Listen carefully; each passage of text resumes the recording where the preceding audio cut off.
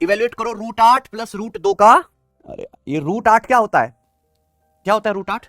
4 दूनी 8, 4 दूनी 2 √2, √8 का अंडर रूट 2 √2 प्लस √2 कितना आ गया 3 √2 का स्क्वायर क्या आ गया 3 का 9 दूनी 18। सवाल number 16, a sum of money is invested at compound interest, कुछ पैसा कंपाउंड इंटरेस्ट पर इन्वेस्ट किया गया।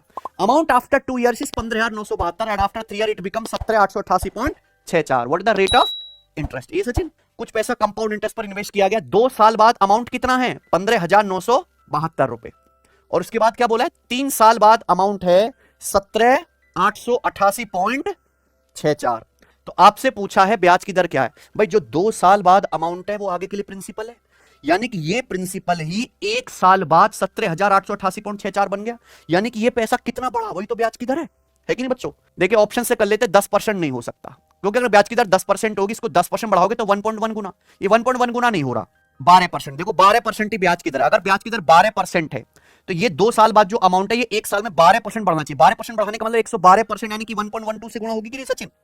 अगर 1.12 से गुणा करोगे डेसिमल के बाद 2 अंक आएगा, और 2 दूनी 4 मैच भी करेगा, यही आंसर है कि नहीं?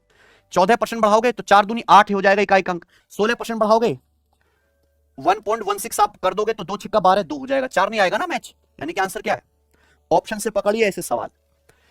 एक समांतर चतुर्भुज एबीसीडी में डायगोनल पॉइंट ओ पर इंटरसेक्ट करते हैं, एओ 6 बीओ 8 एसी बीडी की लंबाई पूछी है, बाइसेक्ट करते हैं, ये एओ 6 है एसी 12 बीडी 16।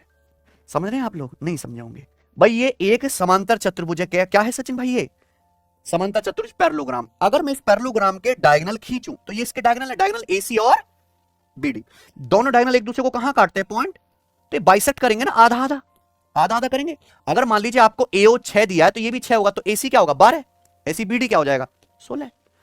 15 संख्याओं का एवरेज 38 है, ठीक है। पहली 7 संख्याओं का एवरेज 41 है, लास्ट की 7 संख्याओं का एवरेज 35 है। बीच वाली संख्या बताओ, कुल 15 संख्याएं, 15 में से पहली 7 का एवरेज दिया, लास्ट की 7 का एवरेज दिया, 7 7 14 संख्याओं का एवरेज दिया 15 में से, तो बीच की संख्या यानी कि कौन सी 8वीं संख्या की आपको वैल्यू निकालनी है ना बच्चों? तो कैसे निकालते हैं? बेस्ट तरीका क्या है? डेविएशन।